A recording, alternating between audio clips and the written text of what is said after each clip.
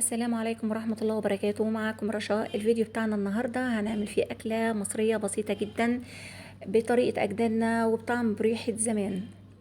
الفيديو بتاعنا النهاردة هنعمل فيه صينية بطاطس في الفرن وملوخية خضراء ورز بالشعرية وفراخ بلدي. أنا هنا معايا كيلو إلا ربع بطاطس وبصلتين وسط، قشرتهم وغسلتهم كويس وبعدين قطعتهم طرنشات رفيعة زي ما انتوا شايفين بالسمك اللي انتوا هتشوفوه دلوقتي. وقطعت البصل برضو شرايح.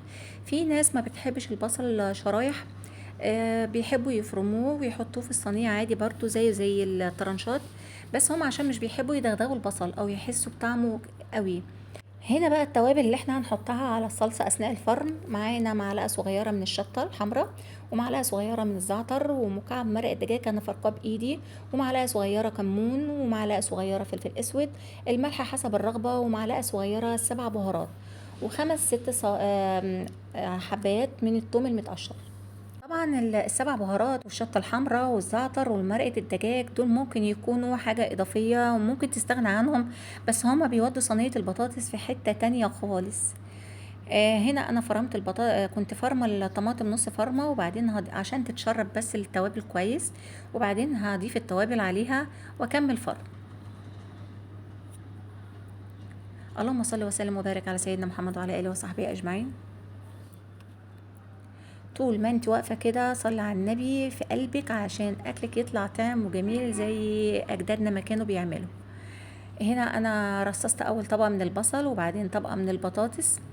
طبعا احنا ما كناش بنعمل كده زمان، بس انا بحب الصينيه بتاعتي تبقى مرتبه. احنا كنا الاول بنحط البطاطس والبصل وبعدين نحط عليهم الصلصه ونقعد نقلب، بس بلاقي الصينيه بعد كده بتطلع مفعكشه وبتطلع لذيذه وكل حاجه، بس انا بحب الحاجه تبقى متظبطه، فعشان كده حطيت طبقه من البصل والبطاطس وطبقه من الصلصه عشان تاخد حقها برضو.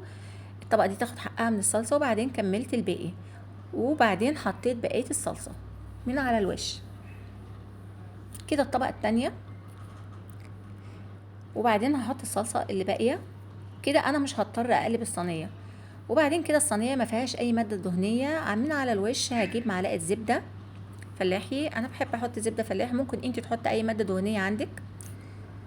هي المعلقه تبان كبيره بس لا، هي معلقه صغيره انا اللي انا بحط بيها، عشان ما تعتبروش بس ان الكميه كبيره اللي انا بحطها، لا، هي يعتبر معلقه كبيره من الزبده بوزعها في كل الاتجاهات. وبعدين هاخد الصينية كده واحطها على البوتاجاز من فوق، تاخد غلوة بس، وبعدين ادخلها الفرن لمدة ساعة، ساعة الا ربع، لحد ما تستوي معانا. تمام كده.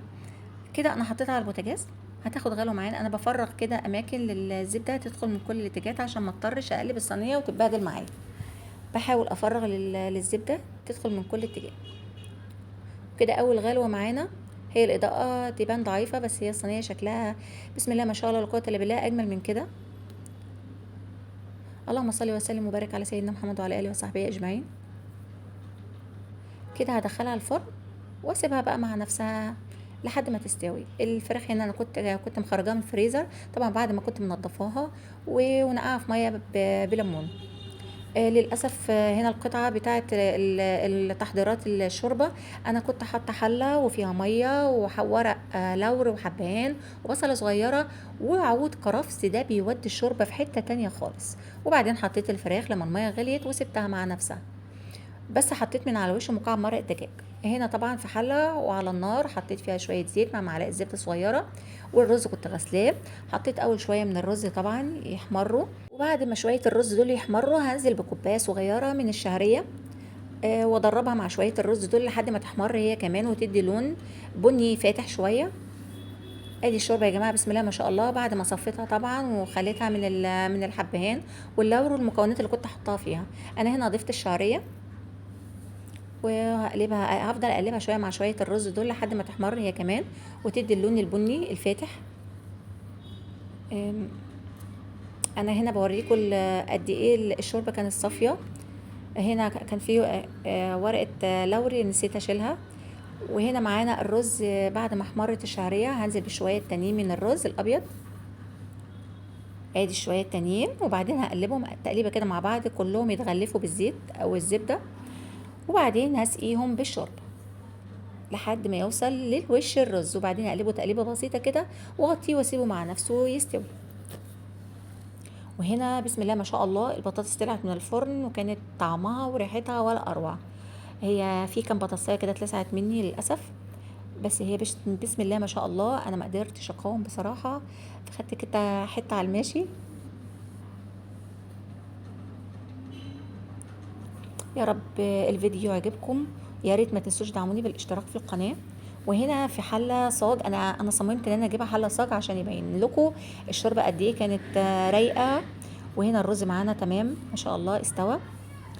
وهنا معانا الملوخيه اللي كنا خزناها مع بعض من قبل، حطيتها في الشوربه تاخد غلوه كده على بال ما احضر الطشه بتاعتها.